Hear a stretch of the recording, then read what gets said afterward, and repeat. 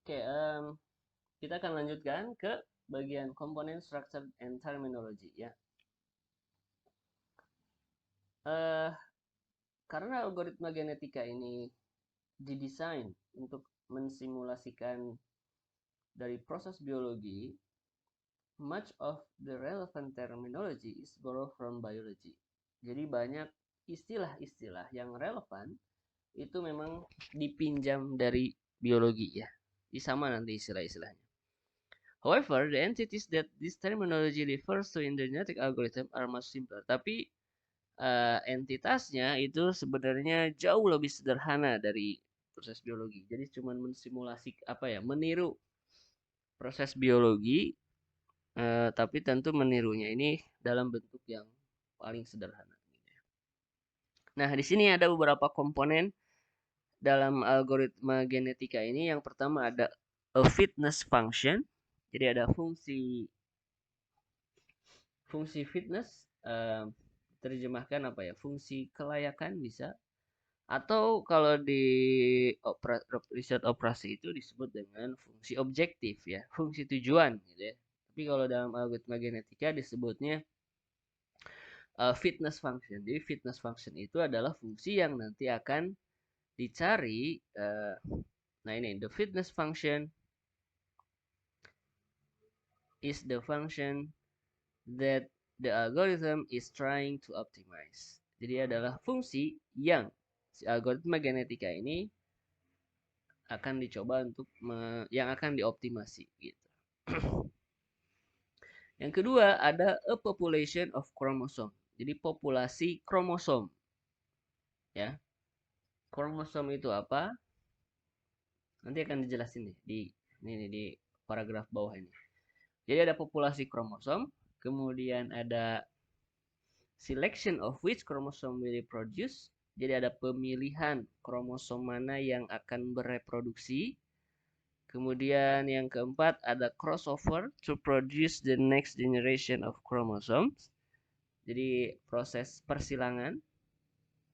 Crossover itu persilangan untuk memproduksi generasi selanjutnya dari kromosom. Kemudian yang terakhir ada random mutation of chromosome. Jadi ada mutasi kromosom secara acak di generasi yang baru. Oke ya. Nah, di sini ada penjelasannya ya dari masing-masing komponen tersebut. Jadi tadi kalau fitness function itu seperti fungsi objektif ya, fungsi yang akan dioptimasi, apakah itu maksimasi atau minimasi. Nah, the word fitness, jadi istilah fitness itu diambil dari teori evolusi ya. It is used here because the fitness function. Nah, di sini digunakan fitness function karena fitness function ini menguji, test, and quantifies how fit each potential solution is. Jadi menguji seberapa fit, seberapa kuat ya dari masing-masing solusi yang mungkin, solusi potensial. Nah, the fitness function, fungsi kelayakan ini, fitness function ini adalah one of the most pivotal parts of the algorithm. Jadi salah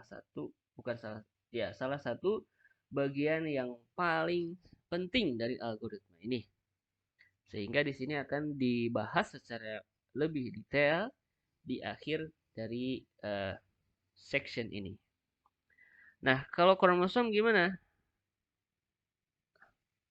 Nah, the term kromosom itu refers to a numerical value, merujuk pada sebuah nilai numerik ya, atau nilainya bisa juga banyak, values, nilai-nilai numerik, angka-angka numerik that represent a candidate solution, yang mewakili dari kandidat solusi, jadi solusi kandidat ya. To the problem, candidate solution, dari masalah yang akan diselesaikan oleh algoritma genetika ya. Nah, each candidate solution, jadi ada istilah candidate solution ya. Ini beberapa istilah yang perlu. Nah, masing-masing kandidat solusi itu dikodekan as an array of parameter values, sebagai sebuah array, jadi kumpulan angka-angka ya, Nah, ini kumpulan dari parameter-parameter. A process that is also found in other optimization algorithm. Proses yang juga ditemukan di algoritma optimisasi yang lain.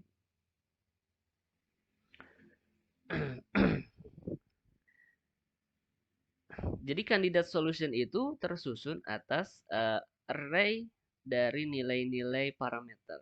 Nah, maksudnya kalau di algoritma optimisasi yang lain, kandidat solution itu tersusun atas nilai-nilai dari variabel keputusan gitu ya. Kalau di riset operasi itu tersusun dari nilai-nilai dari variabel keputusan. Jadi kalau misalnya kita punya suatu masalah optimasi itu ada dua variabel keputusan, misalnya x dan y, maka nilai x dan nilai y, misalnya kita dapat x-nya 1, y-nya 2 misalnya. Nah, maka 1 dan 2 itu kita sebut dengan candidate solution. Jadi ya kandidat solusi lah gitu ya. Yang akan nanti dievaluasi seberapa bagus nilai fungsinya atau fungsi objektifnya. Nah, jika sebuah masalah coba di sini. Jika sebuah masalah mempunyai n par dimension, jadi kalau ada masalah yang berdimensi n par, maka masing-masing kromosom dikodekan sebesar ya, di mana array-nya itu akan terdiri dari n par elemen. Jadi kromosom itu di sini terdiri dari P1, P2 sampai Pn par. Nah, di sini n par ini menunjukkan banyaknya dimensi. Nah, jadi sekali lagi, kalau seperti tadi yang saya bilang ya, kalau misalnya kita punya suatu masalah itu dia mempunyai sebut saja 5 variabel keputusan, maka eh, nanti di sini ada P1 sampai P5. Nah, salah satu nilai jadi nilai dari P1 sampai P5 tersebut, kalau kita isi nilai, maka itu merupakan disebut dengan eh, kandidat solusi ya. Itu kromosom yang nantinya juga akan eh, mengarah pada kandidat solusi ya.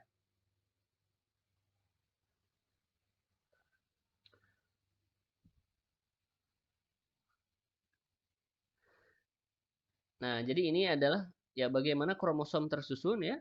Kalau kita punya n par dimension dan nanti setiap kromosom ini merupakan kandidat solusi. Oke. It is up to the creator of the genetic algorithm, dan ini bergantung pada si pembuat dari algoritma genetika bagaimana merancang, bagaimana mentranslate the sample space of candidate solution, jadi ruang dari solusi kandidat solusi tersebut terhadap kromosom. Nah, one approach, salah satu pendekatan itu adalah mengkonversi dari masing-masing nilai parameter itu ke dalam bit string. Misalnya sequence of 1 and 0. Jadi misalnya kumpulan antara biner ya, 1 atau 0. Then concatenate the parameters end-to-end like genes in a DNA strand to create the chromosome. Nah, ini seperti halnya misalnya gen dalam DNA itu ya. DNA itu kan tersusun atas kromosom-kromosom ya. Dan kromosom itu terdiri dari gen-gen. Nah, sejarahnya kromosom itu dikodekan dengan cara seperti ini gitu ya awalnya. And it remains a suitable method, dan sekarang juga metode cara ini masih layak ya untuk menyelesaikan masalah diskrit ya. Cuman perkembangan komputer ke sini, jadi modern komputer di zaman sekarang allow chromosome to include permutation. Jadi kromosom itu biasanya melibatkan permutasi, kemudian ada bilangan real, dan juga banyak objek yang lain. Tapi untuk sekarang kita akan fokus hanya pada binary chromosome. Jadi untuk langkah awal nih bagi kita sebagai pemula, kita akan belajar dari kromosom yang biner ya. Biner itu berarti setiap nilai eh, gennya itu 0 atau 1 ya.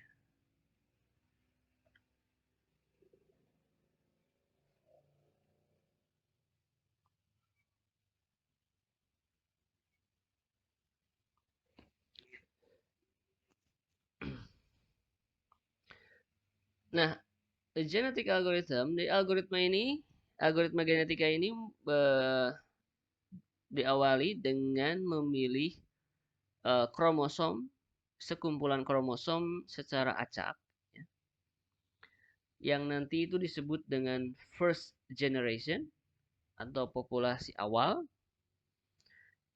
Jadi kan nanti tadi kan di awal komponen dari algoritma genetika itu adalah populasi kromosom ya. Populasi itu berarti kromosomnya nggak cuma satu ya. Jadi ada beberapa kromosom. Nah, jadi langkah yang pertama dari algoritma genetika ini kita memilih sejumlah kromosom secara acak. Dan sejumlah kromosom itu kemudian disebut dengan first generation, generasi pertama atau populasi awal. Nah, kemudian masing-masing kromosom dalam populasi tersebut dihitung is evaluated by the fitness function. Jadi dihitung fungsi fitnessnya, fungsi kelayakannya untuk mengetahui how well, seberapa baik it solve the problem. Jadi seberapa baik si masing-masing kromosom itu dalam menyelesaikan masalah. Jadi berapa nilai objektifnya gitu ya kalau di riset operasi ya. Berapa nilai fungsinya gitu. Jadi ibaratnya tadi membangkitkan bilangan acak gitu ya. Kemudian dari setiap kromosom itu kan merupakan kandidat solusi ya. Nah, dihitung nilai fitnessnya berapa. Nah, nanti dilihat mana yang paling bagus gitu kan. Now the selection operator. Nah, sekarang langkah selanjutnya nih, operator pemilihan akan memilih beberapa kromosom untuk proses reproduksi. Berdasarkan apa? Berdasarkan a probability distribution defined by the user. Jadi berdasarkan distribusi probabilitas yang didefinisikan oleh user. Jadi kita sendiri yang menentukan berapa nih probabilitas dari proses reproduksi ini, proses selection ini ya. Jadi misalnya kita membangkitkan, kita punya 10 kromosom ya di initial solution, di initial population itu. Nah, kemudian kita akan memilih beberapa kromosom dari 10 itu yang dimana pemilihan tersebut tujuannya untuk proses reproduksi gitu ya. The fitter a chromosome is, the more likely is to be selected. Semakin fit sebuah kromosom, maksud semakin fit tuh di sini berhubungan sama nilai fitnessnya ya, fitness value-nya atau nilai fungsinya. Jadi maksudnya kalau maksimasi berarti ya semakin besar nilai fungsinya dari sebuah kromosom, gitu ya.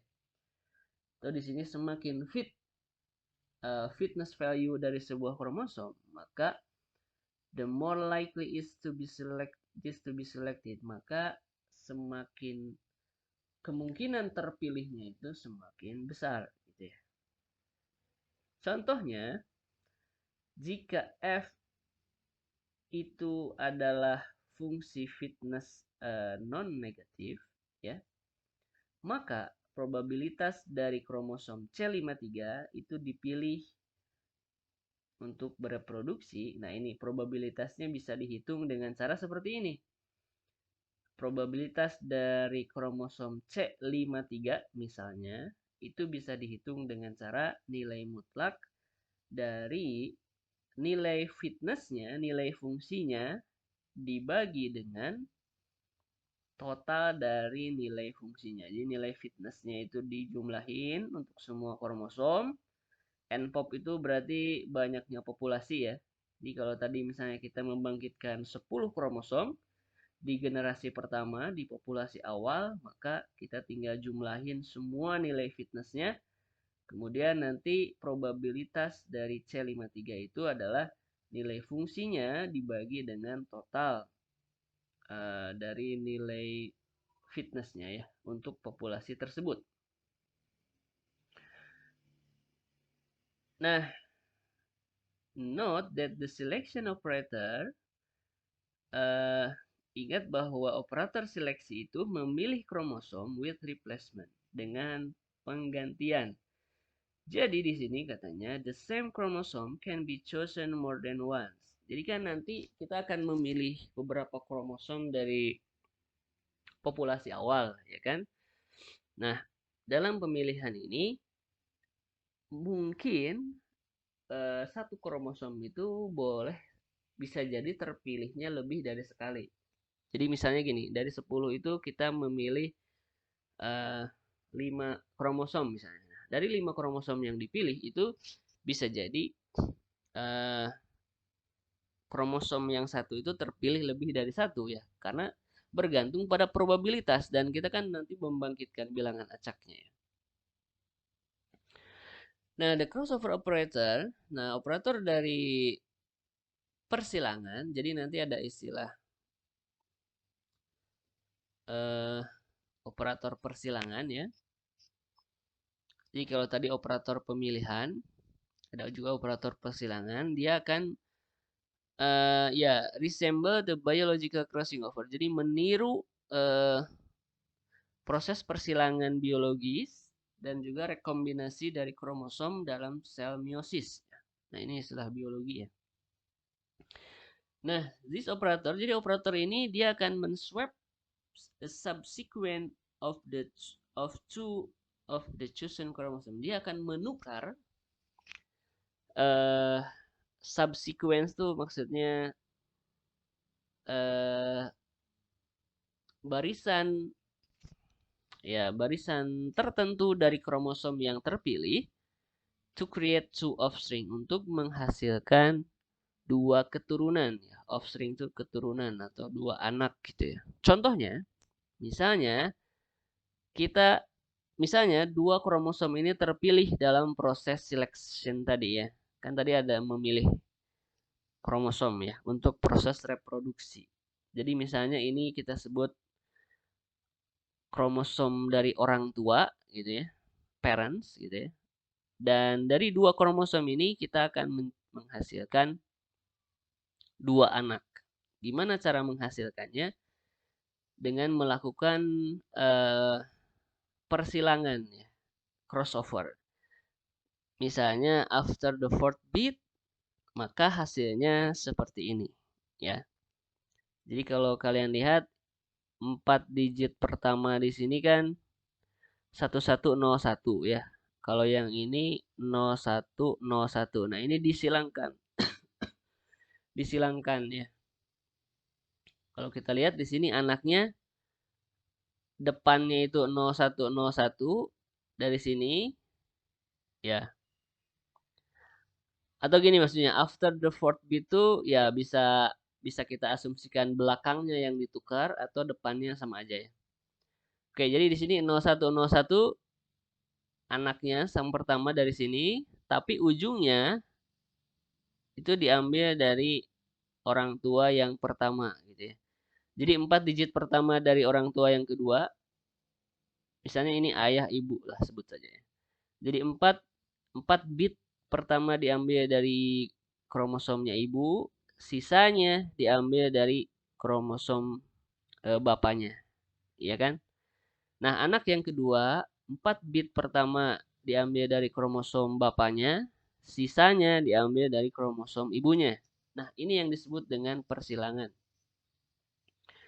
Jadi subsequence itu maksudnya ya, ini kan sequence segini full ya. Kalau subsequence berarti ya bagian dari sequence tuh ya. Barisan tertentu lah, barisan bagian dari kromosom tersebut itu ditukar. Nah, 2 ini akan menjadi their offspring. Jadi keturunan dari 2 orang tua tadi ya, anaknya. Nah, itu proses persilangan ya. Kemudian ada juga yang disebut dengan proses mutasi, maka nanti ada yang disebut dengan operator mutasi ya. Apa yang disebut dengan mutasi? Mutasi itu randomly flips individual bits in the new chromosome. Jadi dia ngeflip itu apa ya? Membalik gitu. Membalik bit individu dalam kromosom yang baru.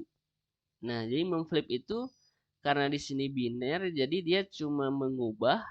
Kalau misalnya asalnya bit tersebut 0, maka akan diganti dengan 1. And vice versa. Begitupun sebaliknya. Gitu ya. Jadi kalau asalnya bitnya itu 1, maka kita tinggal flip jadi 0 gitu ya. Nah, biasanya mutasi itu terjadi with a very low probability, dengan probabilitas yang sangat kecil. Misalnya probabilitasnya itu 0,001. Dan ini memang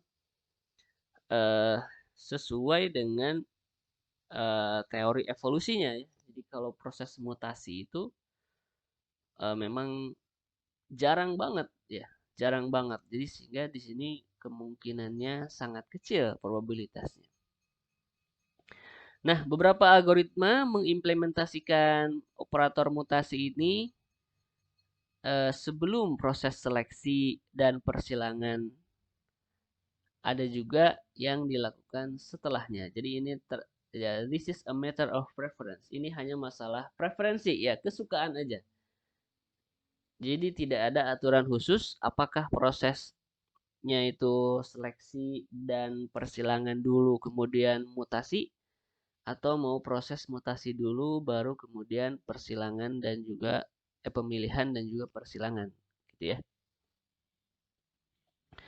Nah, mungkin sekilas mutasi ini may seem unnecessary, tampak seperti nggak diperlukan. Soalnya kemungkinannya kecil ya kan. Akan tetapi di sini faktanya it plays an important role. Dia memainkan peran yang penting. Even if it is secondary to those of selection and crossover. Meskipun dia itu ya tidak lebih ya secondary dari proses. Jadi maksudnya itu kalau selection dan crossover itu probabilitasnya biasanya tinggi ya. Jadi proses persilangan, pemilihan dan persilangan itu probabilitasnya tinggi biasanya. Tapi kalau mutasi kan secondary bahasanya. Jadi nggak lebih sering lah. Nah, proses selection and crossover. Nah, ini peran dari apa peran dari proses seleksi dan persilangan? Dia memaintain the genetic information of fitter chromosome. Jadi dia menjaga informasi genetik dari kromosom yang lebih fit. Gitu ya.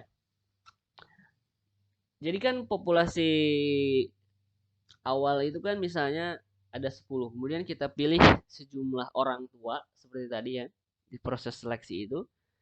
Dan orang tua yang terpilih itu kan tentu merupakan orang tua yang fit, yang nilai fitnessnya itu tinggi. Kenapa? Karena proses pemilihan orang tua itu kan berdasarkan probabilitasnya. Tadi kan probabilitasnya itu bergantung pada nilai fungsi dari kromosom tersebut gitu. Nah, di sini jadi jadi kita menghasilkan anak itu dari orang tua terbaik dari populasi yang ada gitu. Bisa dianalogikan seperti itu.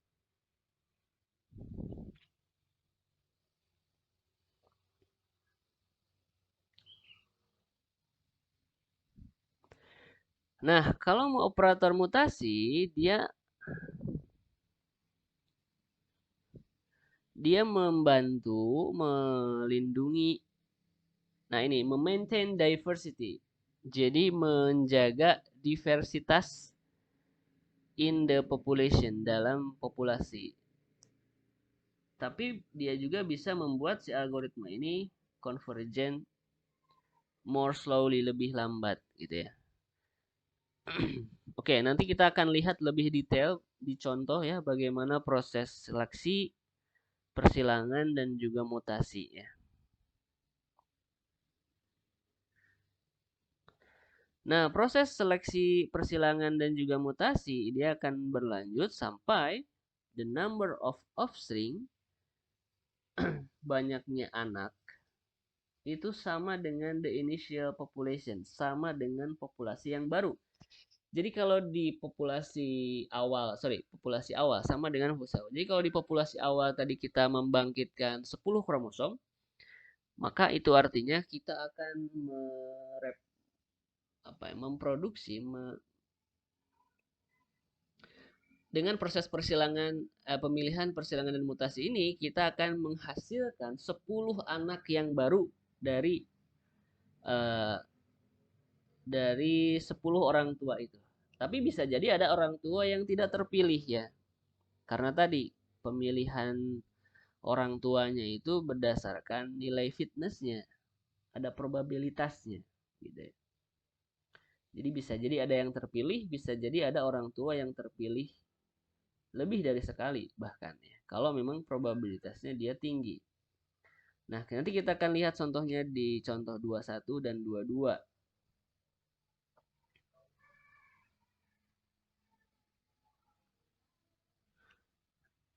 Dan juga ada contoh 23.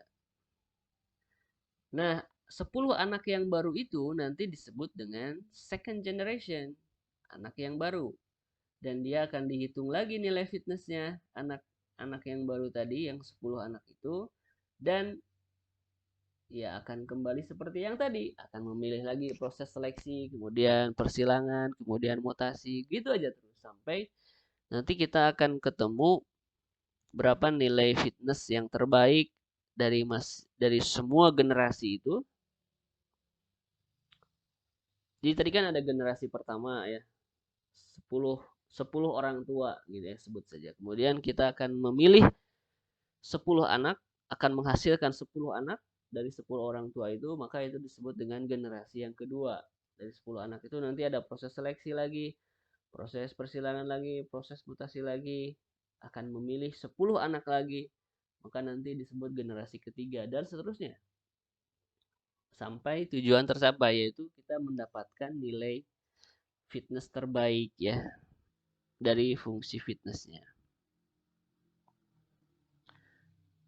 Oke.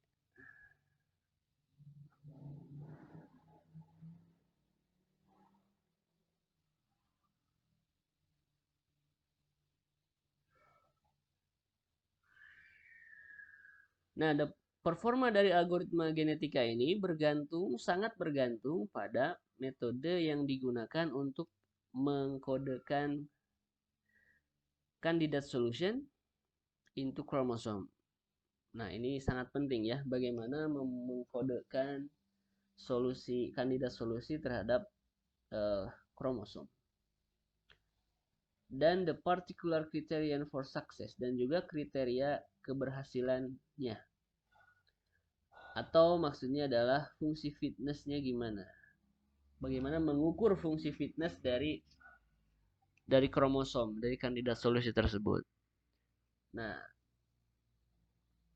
yang tidak kalah penting di sini adalah probabilitas dari crossover dan probabilitas mutasi ukuran dari populasi. Jadi maksudnya hal penting lain dari algoritma genetika itu adalah berapa probabilitas persilangannya, berapa probabilitas dari mutasinya, the size of the population, jadi ukuran dari populasi. Jadi populasi itu nggak ada aturannya ya. Jadi kayak tadi, misalnya kita mau dalam satu generasi itu mau ada berapa orang, berapa kromosom, berapa kandidat solution, bisa 10, 20, 30, tentu nanti bergantung pada masalah ya. Semakin besar mungkin kita perlu semakin banyak. Dan juga the number of iteration, mau berapa kali kita jadi mau sampai berapa generasi lah gitu ya. Dan algoritma genetika ini digunakan dalam berbagai aplikasi ya. Nah, contoh-contoh yang terkenal dari aplikasi algoritma genetika ini adalah automatic programming and machine learning.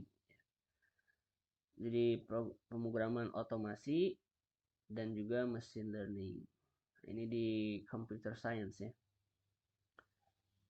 They also well suited to modeling phenomena, tapi dia juga baik digunakan untuk ini modeling fenomena ya, fenomena pemodelan dalam ekonomi, ekologi, the human immune system, ya, sistem kekebalan tubuh, kemudian genetika populasi dan juga sistem sosial ya.